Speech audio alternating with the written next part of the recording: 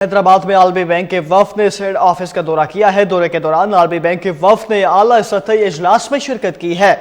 इजलास में आइंदा की लाहेअमल के हवाले से भी इकदाम उठाए गए हैं। इस हवाले से मजीद तफसीलात हासिल कर लेते हैं। ब्यूरो चीफ हैदराबाद सलीम शेख इसने इस वक्त हमें टेलीफोनिक लाइन पर ज्वाइन किया है। सलीम, बताइएगा कि इजलास में जो इकदाम उठाए गए उन इकदाम के हवाले से थोड़ा सा आगाह कर दें कि कौन से इकदाम उठाए गए यार। सलीम शेख, आप सीडा यानी Sindh irrigation and drainage authority का दौरा किया है।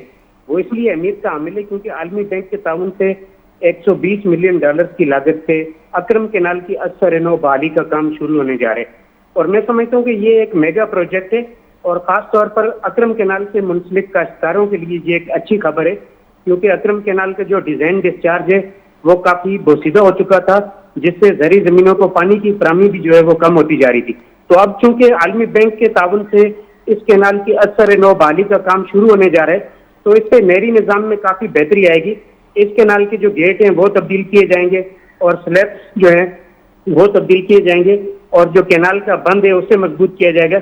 इस कैनाल की अहमियत पर भी मैं बात करना चाहूंगा। ये कैनाल 116 किलोमीटर तवील है और जिसके जरिए न सिर्फ हैदराबाद बल्कि अंदरून सिंध के अजला, टंडवा मसान, बदीम और दीगर को भी जरी पानी फराहम किए जाते हैं। तो आज जो आलमी बैंक के वफद ने सीडा ऑफिस का दौरा किया तो इनके वफद में deputy task team leader mister फ्रेंचो और दीगर अकाम जो है वो शरीक थे, जिन्हें सीडा के एमडी प्रीतम दास, प्रोजेक्ट डायरेक्टर जमाल मंगन समेत सीडा के जो कंसल्टेंट्स थे उन्होंने प्रोजेक्ट के हवाले से ब्रीफिंग दी है। और सीडा के तर्जमान का कहना है कि ये जो प्रोजेक्ट है इसको Sindh water and agriculture transmission का नाम दिया गया है, जिसका मकसद पानी की फराहमी को बेहतर बनाकर जरी पैदावार को जो है वो बढ़ाना है। जी अच्छा सलीम, आपने जिक्र किया कि इसकी बहाली के लिए जिस कैनाल का आप जिक्र कर रहे हैं कि दोबारा इकदाम किए गए हैं, और एक तो बताइए कितनी लागत है इसकी, और दूसरा ये कितने अरसे से ये जो कैनाल थी वो बंद थी?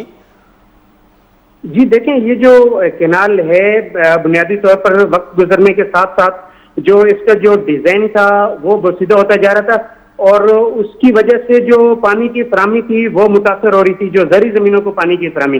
तो इस प्रोजेक्ट की जो लागत है वो 120 मिलियन डॉलर बताई जा रही है, जो कि एक मेगा प्रोजेक्ट समझा जा रहा है।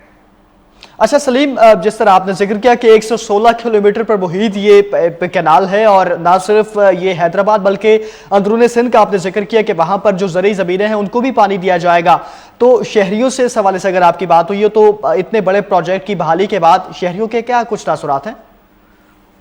जी, शहरी जो है वो इस हवाले से इसलिए मुतमईन है क्योंकि काफी अरसे से जो सिंध का जो नहरी निजाम था वो बोसीदा हो चुका था और वहां पर जो पानी की सप्लाई थी वो मुतासर होती थी।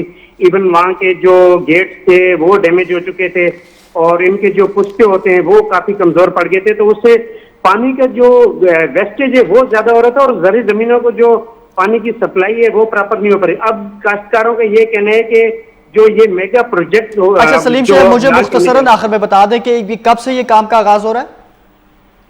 जी, ये अभी चूंकि इसके ऊपर ये प्रॉपर एक फिजिबिलिटी बन रही है और ये तमाम जो काम है वो इसी प्रोजेक्ट के हवाले से जायजा ले रहे थे और उन्होंने आज जो सीडा के जो अफसरान